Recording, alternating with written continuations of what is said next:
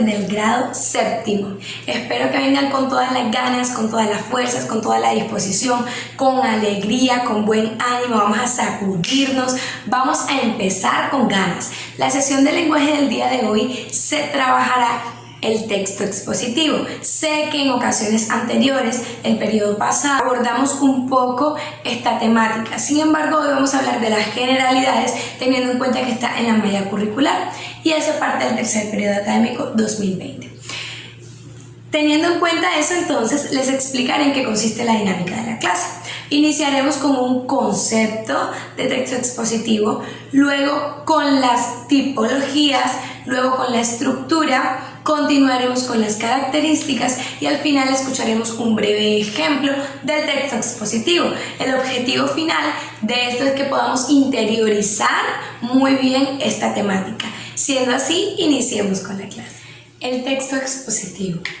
El texto expositivo es aquella producción escrita que tiene como objetivo o busca de manera objetiva brindar, ofrecer una información determinada. El texto expositivo no solamente da una información al público, al interlocutor, sino que también es explicativo y detallado. Es explicativo porque está ofreciendo un tipo de información sobre un tema determinado que debe ser de forma clara y debe ser completa. A su vez es detallado porque los detalles que complementan esa información que está ofreciendo son los que le permiten al interlocutor tener mayor claridad de la información que se está recibiendo. Teniendo en cuenta ello, vamos ahora con las tipologías.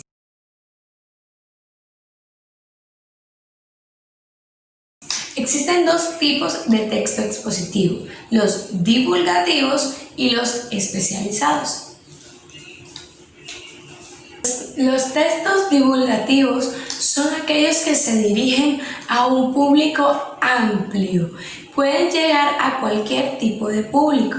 Este tipo de texto expositivo lo que hace es ofrecer una información que puede ser entendida y comprendida por una persona con un bajo nivel académico hasta una persona con un alto nivel académico.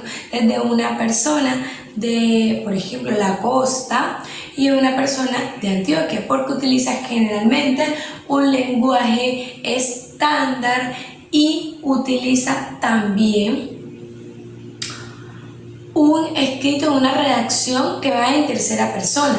No se incluye el autor dentro de sí, solamente relata, narra hechos, cuenta hechos y sucesos que han ocurrido de forma objetiva. Entonces, en el texto divulgativo lo que vamos a encontrar son aquellos tipos de textos expositivos que pueden llegar a cualquier tipo de público. Son amplios. Vamos a ver con los textos especializados. Los textos especializados son un poco más exclusivos en cuanto a que van principalmente a una rama específica. Por ejemplo, podemos encontrar un texto expositivo especializado en la rama jurídica, en la rama médica, en la rama lingüística, va enfocado en una de esas ramas, por tal usa un lenguaje muy técnico que es característico de esa rama en específico, por tal solamente es entendido por las personas que se desenvuelven en ese ámbito o por las personas que tienen conocimiento de ese ámbito. Entonces encontramos que son completamente diferentes. Los especializados son para un público específico y los divulgativos son para cualquier tipo de persona.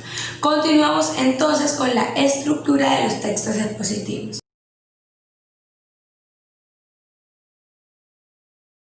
El texto expositivo se compone en su estructura como muchos otros tipos de texto, con una introducción, un desarrollo y una conclusión. Lo que podemos encontrar en la introducción, por ejemplo, es aquella información que le va a decir al lector, al interlocutor, con qué se va a encontrar, con qué tipo de información se va a encontrar o cuál es la temática a abordar. Lo que vamos a encontrar en el desarrollo son todos aquellos aspectos o aquella partes de ese hecho, de esa situación, de ese tema que yo estoy abordando que son importantes para el mismo. En la conclusión, diferente a los otros tipos de texto, no vamos a elaborar una reflexión, porque el texto expositivo no es subjetivo, es objetivo, lo que quiere decir que solo se encarga de transmitir una información, no de dar una opinión sobre algo. Al ser así, la conclusión no va a ser una reflexión, va a ser más bien un resumen de todo lo dicho anteriormente o, en su defecto, mayores detalles que me permitan complementar a mí lo que dije en la introducción y en el desarrollo, de modo que la información sea más completa, porque les recuerdo que el texto expositivo es explicativo también, explicativo porque estamos hablando sobre un tema específico, una situación específica, hechos reales, hechos comprobables. Continuemos entonces con las características del texto expositivo. Observamos entonces 4 características principales y fundamentales del texto expositivo. Iniciamos con objetivo. El texto expositivo es objetivo y ya se los había mencionado con anterioridad. Ya tenemos relación con la palabra objetividad. Sin embargo, les voy a recordar que soy objetivo cuando no soy parcial, cuando no permito que mis emociones, mis sentimientos, mis ideologías afecten mi capacidad de decidir o mi perspectiva sobre algo. En ese orden de ideas, cuando yo estoy dando una información en el texto expositivo, yo debo ser objetivo. Es decir, no voy a decir estoy de acuerdo con, no estoy de acuerdo con, me parece a mí que, es que yo considero que, no. Simplemente estoy exponiendo una información, estoy ofreciendo una información al público y ese punto es demasiado importante porque si no tenemos en cuenta la objetividad ya no estaríamos elaborando un texto expositivo. Es escrito en tercera persona. Como les decía con anterioridad, es escrito en tercera persona, lo que quiere decir que en la forma de redacción no vamos a incluir las primeras personas que son yo, tú, nosotros, no vamos a incluirnos dentro de ese texto. Simplemente vamos a contar los hechos, narrar los hechos. Más de allí no se debe. Tiene un lenguaje claro y preciso.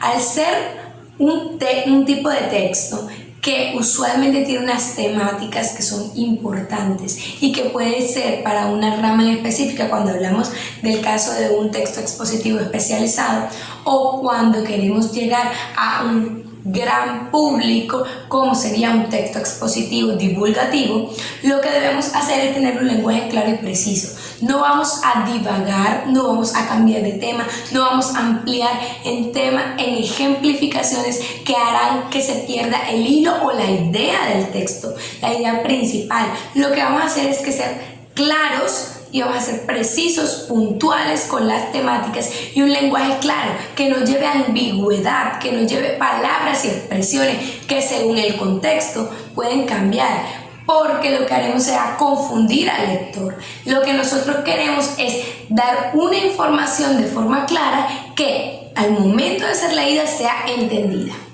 Tenemos una última característica que es el uso de conectores lógicos. El uso de conectores lógicos como debido a que, teniendo en cuenta lo anterior, ya que, puesto que, a partir de, asimismo.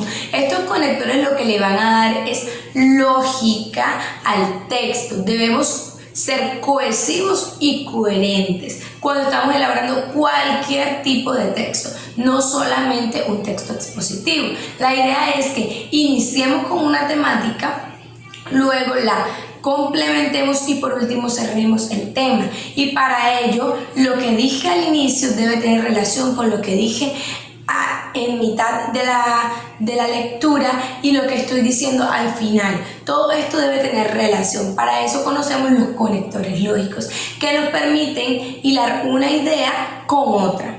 Ese es el objetivo de los conectores. Recuerden que la coherencia y la cohesión, no puedo iniciar hablando de un tema y terminar hablando de otro, porque no es coherente. Debe iniciar con el mismo, debe finalizar con la misma temática. Que sean detalles distintos, sí, pero debe ser la misma temática. Ideas que tengan que ver las unas con las otras.